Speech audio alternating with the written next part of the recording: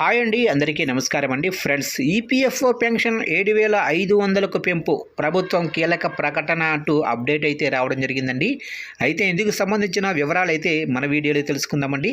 Video మాత్రం పూర్తి వరకు చూడండి ఫ్రెండ్స్, అప్పుడే మనకి పూర్తి సమాచారం అయితే తెలుస్తుంది. ఇక లేట్ చేయకుండా టాపిక్లోకి వెళ్ళిపోదాము. ఇక రాబోయే బడ్జెట్ 2026లో మినిమం పెన్షన్ను పెంచుతారని ఆశిస్తున్న వారికి నిరాశ మిగిలింది. ఎంప్లాయీస్ పెన్షన్ స్కీము 1995 కింద ప్రస్తుతం ఉన్న మినిమం పెన్షన్ 1000 నుంచి 7,500కు పెంచే ఎలాంటి ప్రతిపాదన లేదా కాలపరిమితి లేదని కేంద్ర ప్రభుత్వం మరోసారి స్పష్టం చేసింది. రాజ్యసభలో ఒక సభ్యుడు అడిగిన ప్రశ్నకు కేంద్ర కార్మిక ఉపాధి మంత్రిత్వ శాఖ సహాయక మంత్రి సమాధానమిస్తూ, మినిమం పెన్షన్ పెంచే విషయంలో తీసుకునే ఏ నిర్ణయమైనా pension fund long term financial sustainability పరిగణనలోకి తీసుకోవాలని పేర్కొంది. ఇక రాజ్యసభ ఎంపీ డాక్టర్ మేధా విశ్రామ్ కులకర్ణి ఈ అంశాన్ని లేవనెత్తారు. పెరుగుతున్న ద్రవ్యోల్బణం నేపథ్యంలో ఈపీఎస్ 95 పెన్షనర్లు ఎదుర్కొంటున్న ఆర్థిక ఇబ్బందులను ఈ సందర్భంగా ప్రస్తావించారు.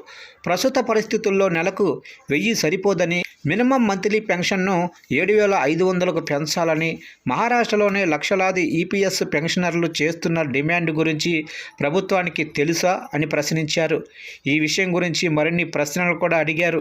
ఇక ప్రభుత్వం తరపున కార్మిక ఉపాధి శాఖ సహాయక మంత్రి శోభా కారంద్లాజే సమాధానమిస్తూ, ఈపీఎస్ 95 అనేది ఒక contribution defined benefit social security scheme అని, ఉద్యోగుల పెన్షన్ ఫండ్ 2 ప్రధాన వనరులతో బిల్డ్ అవుతుందని ఆమె చెప్పారు. ఒకటి, కంపెనీ అందించే సాలరీలోనే 8.33%, రెండవది నెలకు 15,000 వరకు వేతనంపై కేంద్ర ప్రభుత్వం అందించే 1.16% వాటా. ఈ ఫుల్ ఫండ్ నుంచే ఈపీఎస్ 95 కింద అన్ని పెన్షన్ పేమెంట్స్ జరుగుతాయి. ప్రస్తుతం ప్రభుత్వం బడ్జెట్ సపోర్టుతో నెలకు కనీసం 1,000 రూపాయల పెన్షన్ను అందిస్తుందని కేంద్ర మంత్రి చెప్పారు.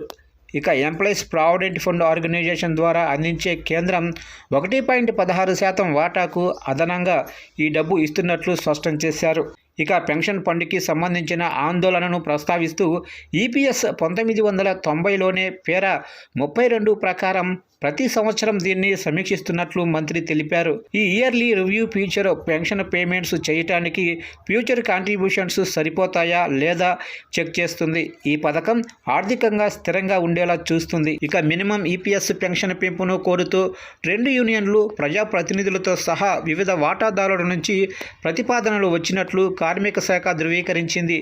అయితే ఈపీఎస్ 95కి రాష్ట్రాల వారీగా పెన్షన్ నిధులు లేవని మంత్రి స్పష్టం చేశారు. ఈ పథకం సెంట్రల్ ది పూల్డ్ అని చెప్పారు. అంటే మహారాష్ట్ర లేదా మరే ఇతర రాష్ట్రాల్లోనైనా పెన్షనర్లు లేవనెత్తిన డిమాండ్లను జాతీయ స్థాయిలో పరిగణిస్తారు, ఒకే రాష్ట్రంలో సమస్యగా చూడరు. ఇక పెన్షన్ చర్చతో పాటు ఈపీఎఫ్ఓ సంబంధిత మరో ప్రధాన అంశం దృష్టిని ఆకర్షిస్తుంది. అదే మ్యాండేటరీ ఈపీఎస్ కాంట్రిబ్యూషన్స్ వేజ్ లిమిట్ని పెంచే ప్రతిపాదన. ఇక ప్రస్తుతం తప్పనిసరి ఈపీఎఫ్ఓ కవరేజీ నెలకు 15,000 వరకు బేసిక్ శాలరీ వచ్చే ఉద్యోగులకు మాత్రమే వర్తిస్తుంది. ఈ లిమిట్ సుమారు 12 సంవత్సరాల క్రితం నిర్ణయించారు. ఈ పరిమితిని 25,000 వరకు పెంచాలని ప్రభుత్వం యోచిస్తున్నట్లు మీడియా నివేదికలు సూచిస్తున్నాయి. ఒకవేళ ఇది అమలైతే చాలామంది ఉద్యోగులు ఈపీఎస్ కవరేజీ పరిధిలోకి వస్తారు.